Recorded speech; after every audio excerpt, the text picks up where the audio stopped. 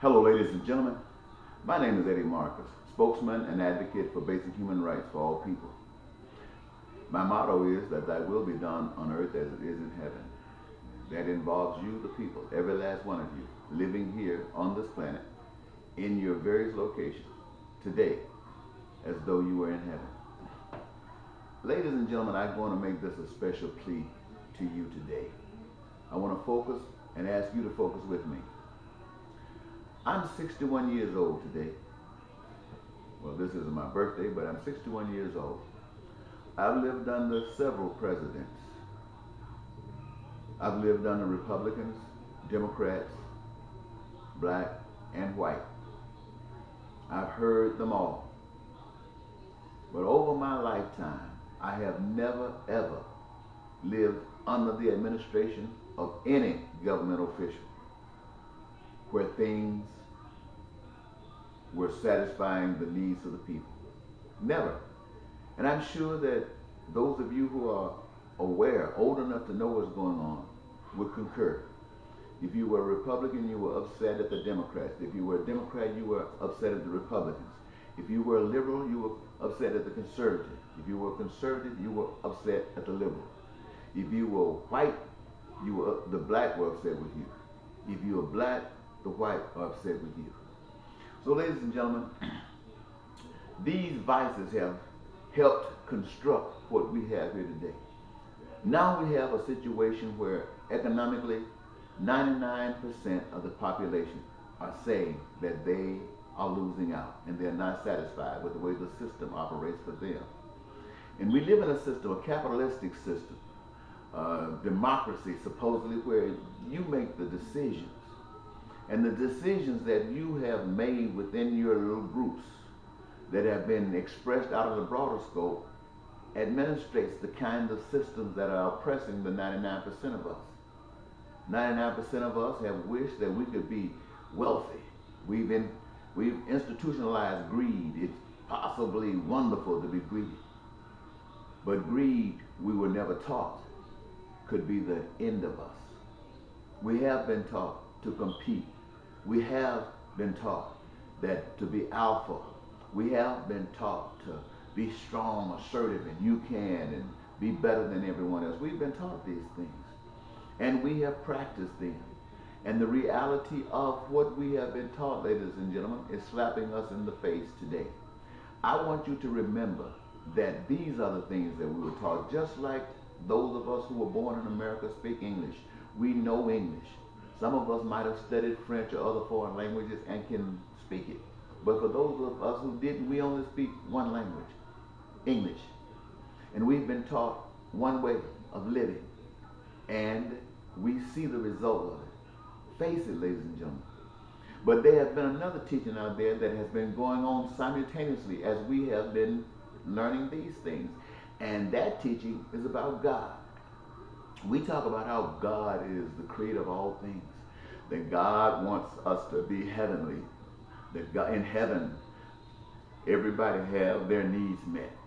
Education, healthcare, careers, everything that we can imagine, it is met in heaven. So we have been taught to believe. If we were taught to believe that those things were to happen here on earth instead of the things that happen here, we would be more inclined to try to pursue that route. But we haven't. So what I'm asking you to do, ladies and gentlemen, is this. Believe that the road that we have been traveling have conflicted 99% of us in a way that we are not satisfied. Believe that as we have given it all our best shot to move on upward, and that number has increased greatly. I understand that millionaires have increased by a percentage of 18% in just a few years than it were before. But our numbers have increased by 50%, which tells us if we would just stop believing something that we have been taught that it was untrue. The earth is not flat, it is round. If we believe that it is round, then we would change the way we act. So ladies and gentlemen, what I'm saying to you is that what the Republicans and Democrats are telling us is nothing new. It's just a new face. And As in times past, when we tried a new face, we ended up with the same finished product. A little better, a little worse.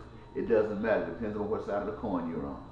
I'm asking you, ladies and gentlemen, to let us believe that we can answer our problems, that we don't have to have a 1% controlling the world, or the world as big as we know, the United States of America.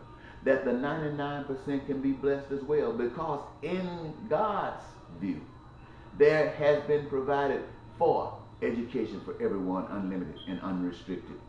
There has been provided for health care for everyone, unlimited and unrestricted. They have been provided for everyone, careers of choice that would allow us to create all of the goods and services that we can imagine. Now I realize we've been taught that capitalism and trades and money, that's the way that things are supposed to be, but it has failed, ladies and gentlemen. When we see it failing, laws cannot make it right. Putting people in jail for violating the laws cannot make it right. They're not going to change, because what created them continuously creates them every day. What we must do is change what's going on. I'm asking you to change, excuse me, what is going on.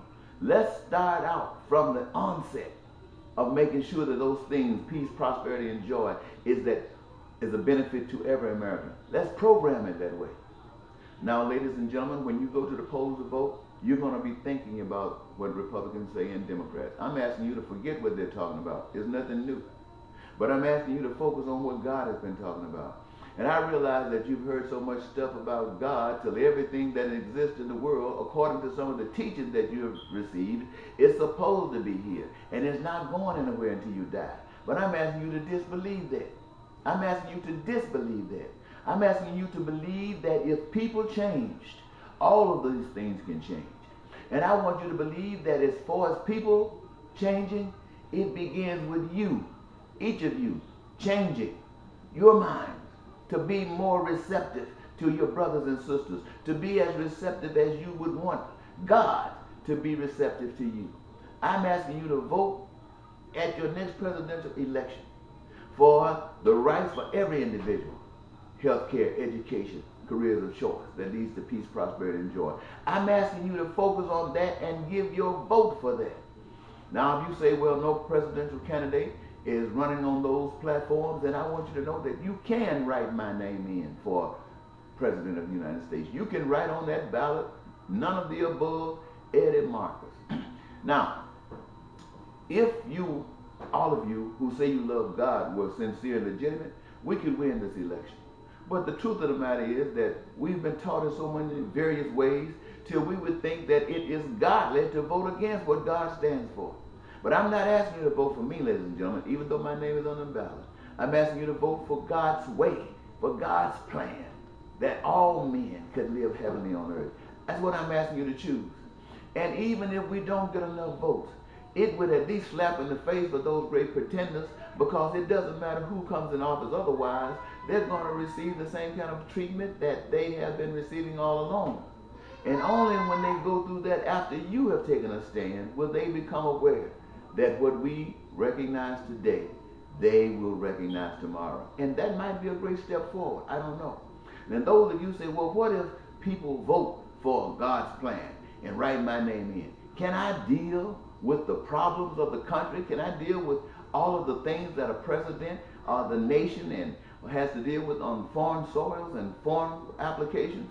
The answer to that is, I'm not worried about that, ladies and gentlemen. I know that all of those actions that we have taken dealing with other nations and what we have taken on a national level here, they are depicting what we have thought and what we have hoped for and striven for here in these capitalistic economic times. But what I'm speaking to you about, what God is about, is a different time. So those policy implications and have no effect whatsoever. Because as we change our views, as we change our way of thinking and our actions, then those programs are not needed any longer. We will come up with new programs that only people who are thinking about one another can come up with. Not people who are thinking about special interests, but one another. So I'm asking you to reconsider. Don't be tricked by that stuff. Republicans and Democrats, conservatives and liberals, they're not going to do you any good. They're good people, ladies and gentlemen, but their vision is short-circuited. Their vision is not what God wants. God wants us all. They want their special interest. They want their group. God wants us all. I'm asking you to take a chance on God. You've been going to church long enough. Be better than what your preacher has been telling you to be. Be as good is required to keep you satisfied. Thank you very much.